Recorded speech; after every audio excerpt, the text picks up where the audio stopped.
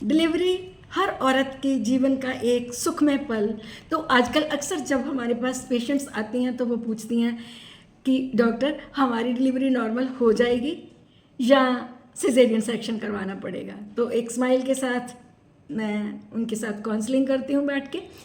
तो फ्रेंड्स, सबसे पहले मैं बताती हूँ कि आज से 20 साल पहले जो डिलीवरी की एज थी गर्ल्स में वो 25-26 तक बच्चे हो जाते थे, लेकिन अभी पिछले 10 साल से ये जो डिलीवरी की एज है ये लगभग 30-35 साल तक लड़कियां बेबी प्लान करती हैं। तो इनमें जो सिजेरियन सेक्शन के चांसेस हैं वो आजकल 20 से 30% इलेक्टिव सिजेरियन किए जाते हैं। तो मैं आपको ये बताऊंगी कि नॉर्मल डिलीवरी बेहतर है या कि सिजेरियन सेक्शन बेहतर है।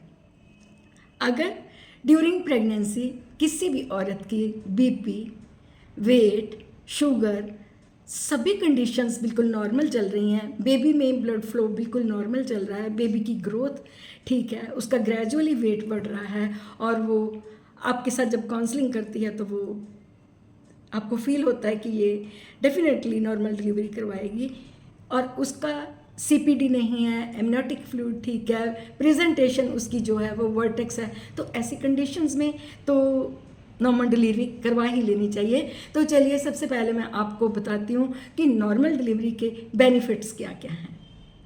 मेरा इस चीज़ को समझाने का एक ही उद्देश्य है कि एक दूसरे की देखा देखी सिजेरियन की तरफ ना जाएं, कुछ अपने डिसीज़न खुद लें, क्योंकि नॉर्मल डिलीवरी के बहुत सारे बेनिफिट्स हैं।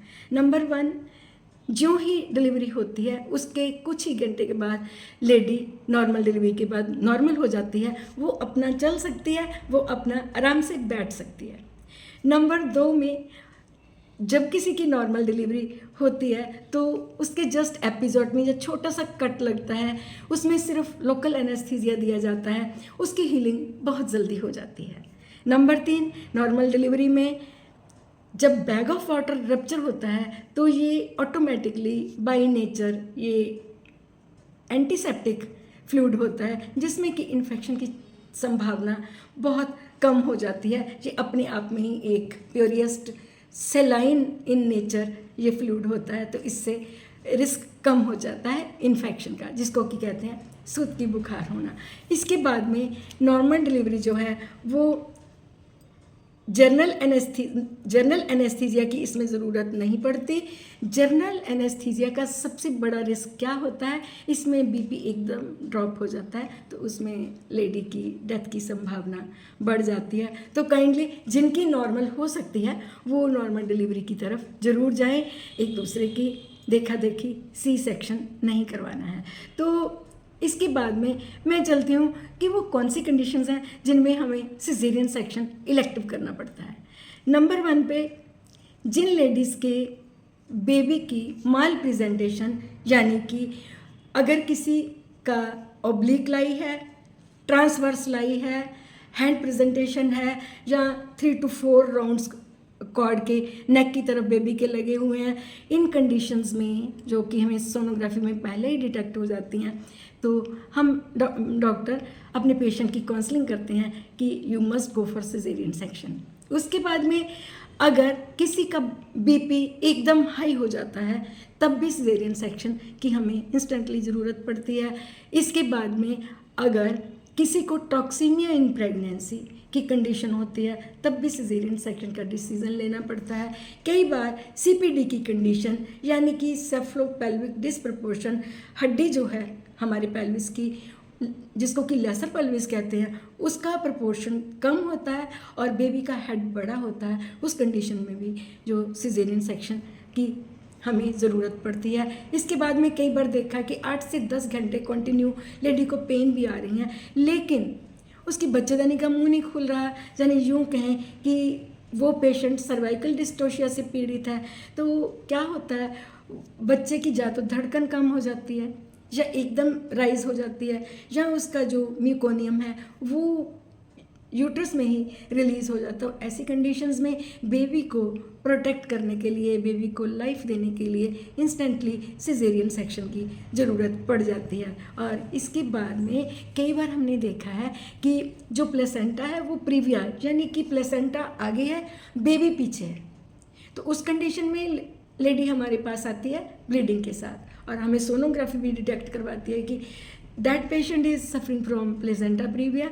तो प्लेसेंटा प्रीविया में जो कंडीशन होती है उसमें ब्लीडिंग के चांसेस ज़्यादा होते हैं, तो उस टाइम भी सिजेरियन सेक्शन की ज़रूरत पड़ जाती है। तो उसमें हमें ब्लड ट्रांसफ्यूज़न का भी अरेंजमेंट करना पड़ता है ताकि एक्सेस में ब्लड लॉस ना हो जाए। तो ये कंडीशंस जो भी हैं ये हमें सिजेरियन सेक्शन की तरफ ले जाती हैं। और एक चीज़ मैं बताती हूँ, सिजेरियन सेक्शन में हीलिंग जो है वो लेट होती है, ब्लड लॉस भी नॉर्मल डिलीवरी से डबल होता है। तो काइंडली जो भी डिसीज़न आपको लेना होगा वो सोच समझ के लेना होगा। आप लें या आपकी जो डॉक्टर है वो आपकी एक बेस्ट फ्रेंड है, वो आपके लिए कभी भी चीट नहीं करेगी, वो आपको ऑनेस्टली बताएगी कि आपके लिए कौन सी चीज़ बेहतर है। तो काइंडली उसको फॉलो करें और अपना डिसीज़न लें। होप सो मेरे द्वारा दी गई जानकारी आपको अच्छी लगी होगी। तो जाते जाते मैं एक चीज़ और बोलूँगी, नॉर्मल डिलीवरी का ही बेनिफिट बोलूँगी। नॉर्मल डिलीवरी के बाद आप इंस्टेंटली अपनी जो डाइट है एक न्यूट्रिशियस ले सकते हैं, जिससे कि आपकी इम्यूनिटी जो है वो जल्दी बढ़ती है।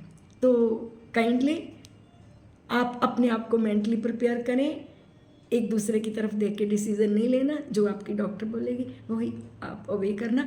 आपको अगर मेरे जो कंटेंट अच्छे लग रहे हैं तो काइंडली मुझे सब्सक्राइब करना ना भूलना, और मुझे कमेंट सेक्शन में लिखना कि लेडीज़ से रिलेट कौन सी डिजीज़ के रिगार्डिंग आपको मेरी तरफ से इंफॉर्मेशन चाहिए।